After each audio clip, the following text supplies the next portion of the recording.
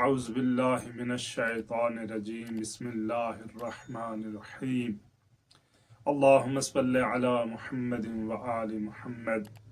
محترم ناظرین، آج ہم گفتگو کریں گے خطبہ شعبانیہ پر۔ خطبہ شعبانیہ وہ خطبہ ہے جس کو رسول خدا صلی اللہ علیہ وآلہ وسلم سے نقل کیا گیا ہے۔ جناب شیخ صدوق نے جو اپنی کتاب اعمالی شیخ صدوق میں جس سند کے ساتھ اس خطبے کو نقل کیا گیا ہے، تمام کے نزدیک وہ سند معتبر ہے، اور اس سند کو مد نظر رکھتے ہوئے سب یہ کہتے ہیں کہ یہ خطبہ شعبانیہ رسول خدا صلی اللہ علیہ وآلہ وسلم سے نقل ہے۔ خطبہ شعبانیہ رسول خدا صلی اللہ علیہ وآلہ وسلم نے رمضان کے استقبال میں، رمضان کے آنے سے پہلے جو جمعہ آیا تھا اس میں رسول خدا نے اس خطبے کو ارشاد فرمایا تھا۔ خطبہ شعبانیہ کا مقصد انسان کو رمضان کے لیے آمادہ کرنا ہے، رمضان کے لیے بیدار کرنا ہے کہ رمضان آ رہا ہے تو ہم رمضان کے لیے کیا تیاریاں کریں، کیونکہ 29 دن یا 30 دن کسی شخص کے لیے روزے رکھنا آسان نہیں ہے۔ اگر وہ اپنے آپ کو ان کے لیے آمادہ نہیں کرتا، تیار نہیں کرتا، تو سخت ہے ایک شخص کے لیے وہ روزے رکھے۔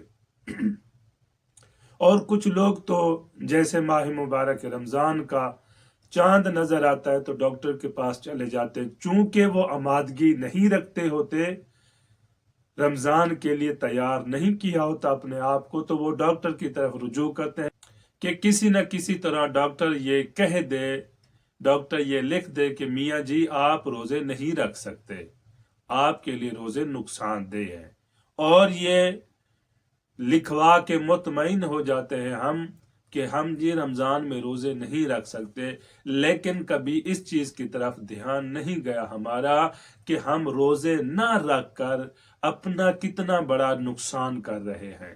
ہم جسمانی نقصان ہے، ہم روحانی نقصان ہے، ہم دنیاوی نقصان ہے، ہم اخروی نقصان ہے۔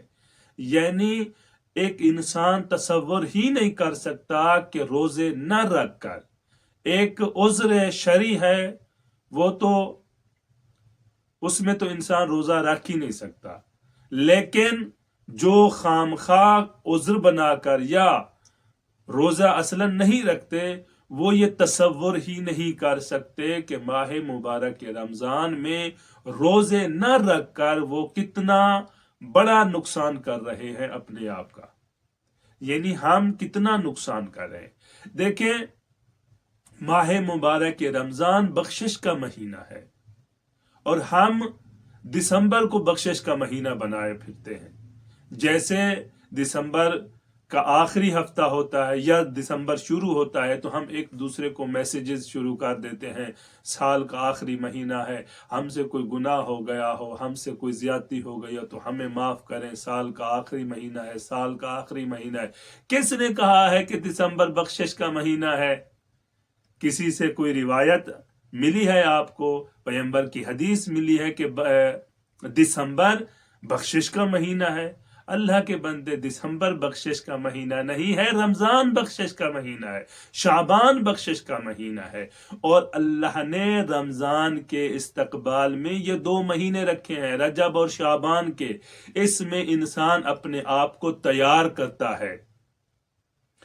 رجب میں نمازیں بھی ہیں، مستحب روزے بھی ہیں، شعبان میں نمازیں بھی ہیں، روزے بھی ہیں۔ ان 2 مہینوں میں انسان اپنے آپ کو تیار کرتا ہے رمضان کے لیے۔ اگر ہمارے گناہ رجب اور شعبان میں نہیں بخشے گئے تو رمضان رحمت کا مہینہ ہے، برکت کا مہینہ ہے، مغفرت کا مہینہ ہے۔ اس میں ہم خداوند متعال سے اپنے گناہوں کو معاف کروا سکیں، اور ہم لگے ہوئے دسمبر میں خداوند متعال سے گناہوں کو معاف کروانے میں، جس کے بارے میں کوئی حدیث، کوئی روایت موجود نہیں ہے۔ ماہ مبارک رمضان کے لیے ہمیں اپنے آپ کو تیار کرنا چاہیے، مالی حساب سے بھی تیار کرنا چاہیے، سحر و افطار نظام درست کر لینا چاہیے، اپنے امور کو سمیٹ لینا چاہیے کہ ہم ماہ مبارک رمضان میں زیادہ سے زیادہ بندگی خدا کر سکیں۔ ہمیں اپنے کاموں کو کلوز کر لینا چاہیے۔ ہمیں اپنے بچوں کی کس طرح تربیت کرنی ہے کہ وہ بھی یہ خواہش کریں کہ بابا ہم نے بھی رمضان میں روزہ رکھنا ہے۔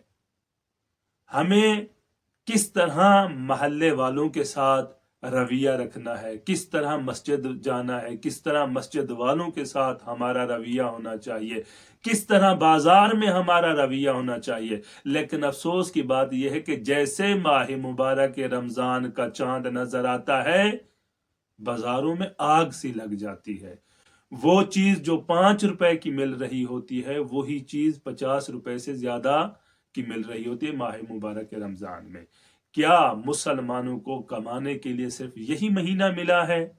کیا ہمیں کمانے کے لیے صرف یہی مہینہ ملا ہے جس مہینے میں ہم روزہ دار جو کہ مہمان خداوند متعال ہے اس کو رعایت کر کے دیں اور اپنے لیے زادرائے آخرت جمع کریں؟ ہم اسی مہمان خدا کو لوٹنے کے چکر میں ہوتے ہیں کہ اس سے جتنا ہو سکے اسے لوٹ لیں، اس کی جیب خالی کر لیں، پھر سارا سال روتے ہیں جی مولانا صاحب گھر میں برکت نہیں ہے، رزق میں برکت نہیں ہے، زندگی میں برکت نہیں ہے۔